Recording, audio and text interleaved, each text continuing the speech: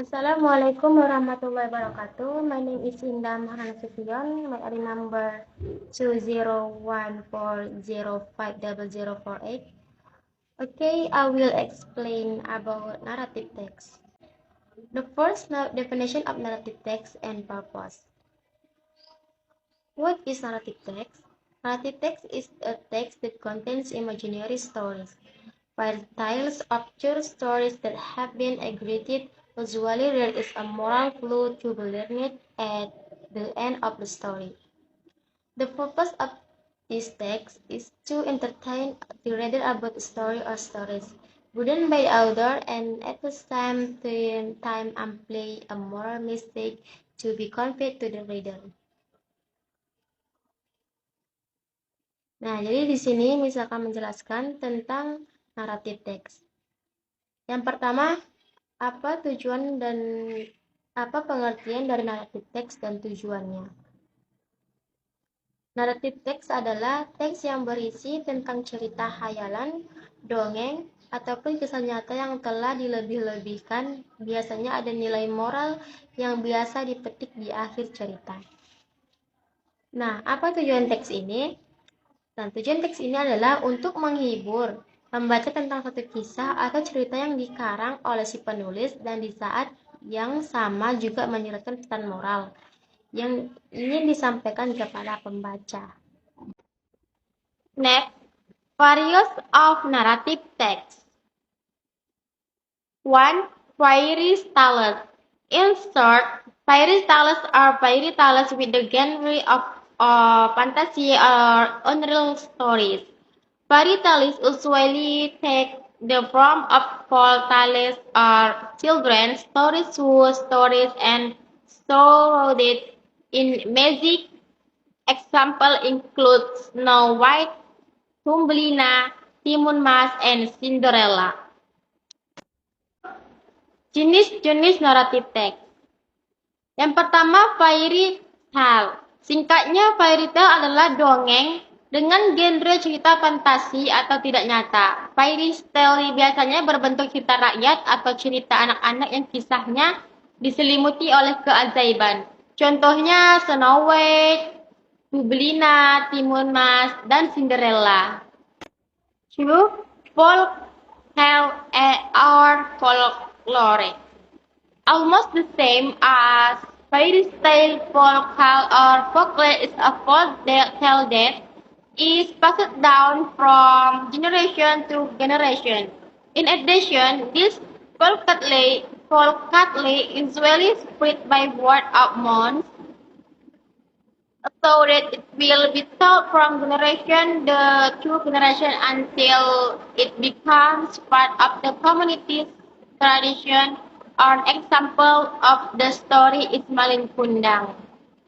Nah, yang kedua itu ada namanya folkatale atau folklore. Nah, di sini hampir sama dengan fairy tale yang tadi. Folklore atau folklore adalah cerita rakyat yang bersifat turun-temurun. Selain itu biasanya folkatale ini menyebar dari mulut ke mulut sehingga akan diceritakan secara turun-menurun hingga menjadi bagian dari tradisi masyarakat. Salah satunya contohnya seperti cerita Malin Kundang. Next, 3. Legend. Legend is a legend story that comes from a combination of fairy tale and folktale. If you read it, an example of a legend story is The Legend of Surabaya. So, a legend is a folktale that many people consider real because there is a heroic content in it. Generally, of a place can be formed. Another example is the story of Lake Toba. Nah, selanjutnya yang ketiga legend. Legend adalah cerita legend yang berasal dari atau legenda yang berasal dari perpaduan antara fairy tale dengan folk tale. Kalau kamu pernah membacanya, salah satu contoh dari cerita legend adalah The Legend of Surabaya. Ya, jadi legenda adalah sebuah cerita rakyat yang banyak dianggap nyata oleh masyarakat karena ada hubungannya, karena ada kandungannya heroik di dalamnya. Nah, umumnya legenda ini mengisahkan tentang bagaimana asal-usul suatu tempat bisa terbentuk. Contoh lainnya yaitu Story of Lake Toba. For myth. There are also types of narrative text. Normally, myth is a myth. Actually, this type of narrative text is not much different from folktale. However, the difference is that sometimes myth can be found in today's life. Usually, people assume that mythical stories still happen. For example, the stories of Aji Saka and Dewata Cengkar. Nah, mayat itu adalah dua jenis narrative text. Mayat adalah mitos sebetulnya jenis narrative text. Yang satu ini tidak berbeda jauh dengan folktale, namun bedanya adalah terkadang dapat kita temukan juga di kehidupan masa kini. Biasanya masyarakat menganggap bahwa cerita mitos benar-benar terjadi. Contohnya cerita Aji Saka dan Dewata Cangkar. 5. Sustainable fiction. Sustainable fiction, commonly abbreviated as SCP, is a story about security fiction. This type of text usually deals with imaginative and future concepts using advanced science and technology. Nah, yang kelima itu simplification. Simplification biasanya disingkat sebagai SCP. Adalah cerita yang berkisah mengenai fiksi ilmiah. Jenis teks ini biasanya berhubungan dengan konsep imajinatif dan masa depan menggunakan sains dan teknologi canggih. Next, read romance. Romance or love story is a narrative text that contains the struggle of the main character's love. Example include Romeo and Juliet and I'm on of the Full Man. Nah, yang keenam itu ada romance. Nah, romance itu atau love story adalah narrative text yang berisi mengenai perjuangan cinta si tokoh utama. Contohnya Romeo dan Juliet dan I'm on of this Full Man. 7. Horror stories. The next narrative text is horror stories. Horror texts are stories that contain scary stories such as ghosts and other astral creatures that are much loved by the public. Yang ketujuh itu cerita horor. Narrative text selanjutnya adalah yaitu story horror. Horor adalah cerita yang berisi mengenai kisah-kisah seram seperti hantu dan makhluk-makhluk astral lainnya yang banyak digemari oleh masyarakat. Next, egg fable. Have you ever had a story or stories where the main character is an animal? Well, that color narrative text, the type of fable usually this text is intended for children as a lovely. Nah, selanjutnya itu ada fable. Pernah dengar cerita atau kisah-kisah tokoh utamanya adalah binatang? Nah, itu namanya narrative text yang disebut dengan fabel. Biasanya teks ini banyak ditunjukkan untuk anak-anak sebagai pengantar tidur. Next, narrative text futures. 1. The tenses used are those types that show even in the past or past tenses. 2. Adverb of time, which are commonly used at the beginning of sentences such as a long time ago, once, once a time. 2. There are snippets of conversation between characters. 3. 4. Use of adjectives to provide a more detailed description in the prompt of a noun phrase. Nah, selanjutnya itu ada yang namanya ciri-ciri naratif teks. Apa saja ciri-cirinya? Itu yang pertama, bentuk kalimat atau disebut dengan tenses. Yang digunakan adalah yang menunjukkan kejadian di masa lampau atau bisa disebut dengan past tenses. Nah, yang kedua, kata keterangan bisa disebut juga dengan adverb of time. Nah, yang biasanya digunakan di awal kalimat seperti long time ago, once, once upon a time. Nah, yang ketiga terdapat potongan percakapan antara tokoh. Dan yang terakhir itu, yang keempat penggunaan kata sifat. Biasa disebut dengan adjektif. Nah, untuk memberikan gambaran lebih rinci dalam bentuk frasa atau disebut dengan noun phrase. Next, generic structure of narrative text. 1. Orientation. In Indonesian, orientation means introduction, so in the initial paragraphs, narrative text usually contains the introduction of the characters and settings influenced in the content of the story. In this case, the setting can be the scenario as well as the time of the story. Nah, yang selanjutnya itu ada namanya generic struktur teks naratif. Yang pertama itu orientation. Apa itu orientation? Nah, dalam bahasa Indonesia, orientation berarti pengenalan. Jadi pada paragraf awal naratif teks biasanya berisi perkenalan tokoh dan latar yang terlibat dalam isi cerita. Dalam hal ini, latar bisa menjadi tempat, kejadian, serta waktu cerita. 2. Complication. This section will begin to enter the paragraphs that tells about the beginning of the problems of an event or incidents. Because it is chronological is nature, the problems that arise at the beginning will continue to be a series of long storylines that contain conflict, climax, and anticlimax. Nah, yang kedua itu ada complication. Bagian ini akan mulai masuk pada paragraf yang menceritakan terkait awal mula masalah suatu peristiwa atau kejadian. Karena bersifat kronologis, maka masalah yang muncul di awal akan berlanjut menjadi rentetan alur cerita yang panjang yang mengandung konflik, klimaks, serta antiklimaks. To make it easier for you, here's the argument and the complication. Problem. Which is a paragraph or stances that begins to lead to the problem of a story. 2. Conflict. More complex. After there is problem that the story will continue to conflict. In this section, the audience will be curious about what happened between one character and another. For climax. Climax, which is the peak of the conflict, which is the main focus in narrative text. 5. Anticlimax.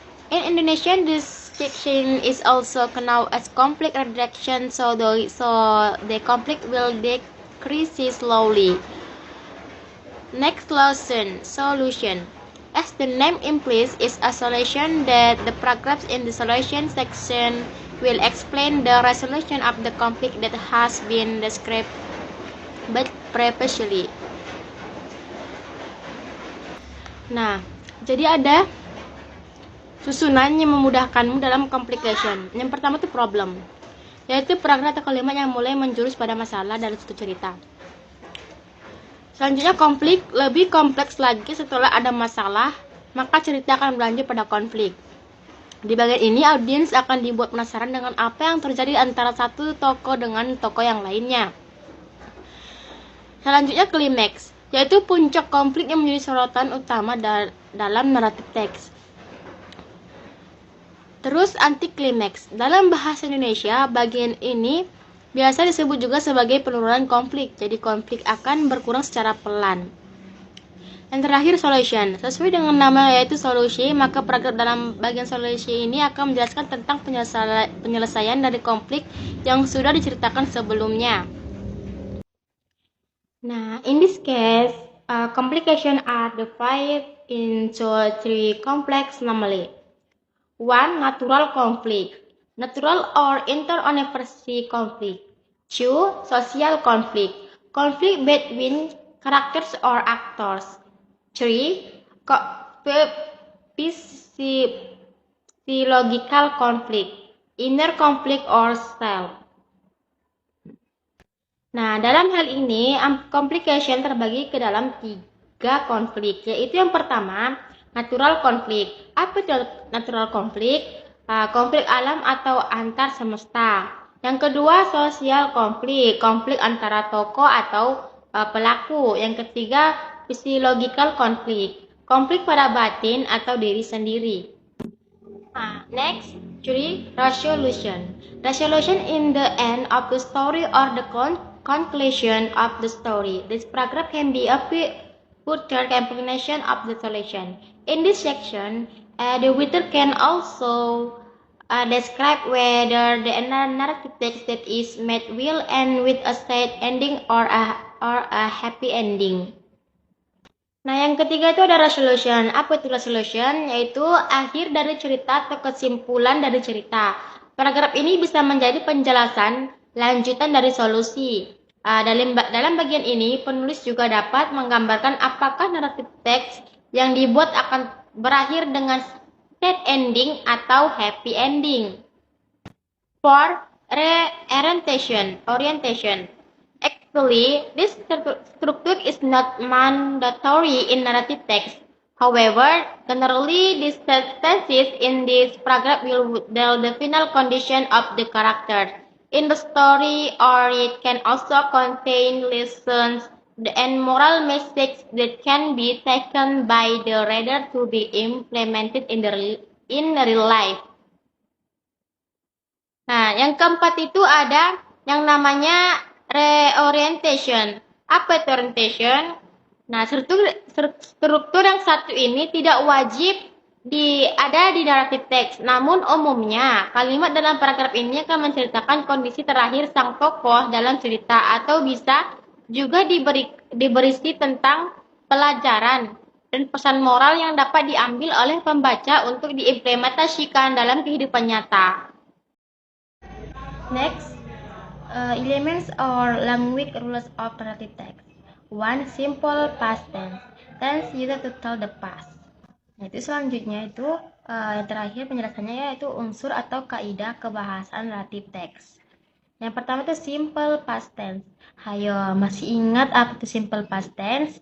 Itu loh tense yang digunakan untuk menceritakan masa lampau. Nah, karena eratnya kaitannya dengan kisah atau cerita di masa lampau, maka tenses yang paling umum dipakai dalam naratif teks adalah past tense dengan perubahan bentuk kata kerja menjadi verb to. 2. Action verb. Action verb is a type of verb to express an action or activity that is visible and can be seen by others. Action verbs are commonly used in narrative text to tell chronologically what events and activities are carried out by the characters in the story. Other example of action verb that use the sample past tense are sent, killed, etc. Nah, pembahasan yang kedua itu action verb. Kalau kamu sudah mengetahui semua jenis kata-kata verb dalam bahasa Inggris, pasti sudah familiar dengan action verb kan? Action verb adalah jenis kata kerja untuk menyatakan suatu aksi atau kegiatan yang tampak dan bisa dilihat oleh orang lain. Action verb umum digunakan dalam teks, kejadian, dan aktivitas apa saja yang dilakukan oleh tokoh dalam cerita. Contohnya, contoh action verb yaitu menggunakan simple past tense adalah saying, killed, dan lain. Next, 3. Saying and thinking verb. Saying verb is a verb to indicate the activity of speaking. For example, tell, say. Thinking verb is a verb that serves to inform the reader about what the characters did about and even in the story. Example of the verb is thought. Nah, yang ketiga itu saying and thinking verb. Selain menggunakan action verb, kata kerja lainnya sering bermuncul dalam teks naratif adalah saying and thinking verb. Apa itu saying verb? Saying verb adalah kata kerja yang mengindikasikan tindakan speaking, contohnya tell and say. Nah, sementara itu thinking verb adalah kata kerja yang berfungsi untuk menginformasikan pada pembaca tentang apa yang dipikirkan oleh tokoh cerita mengenai suatu peristiwa dalam cerita. Contoh verbnya adalah thought. Nah, oke, sampai sini pembahasan kita hari ini. Semoga bermanfaat kita semua. Saya akhiri. Wassalamualaikum warahmatullahi wabarakatuh.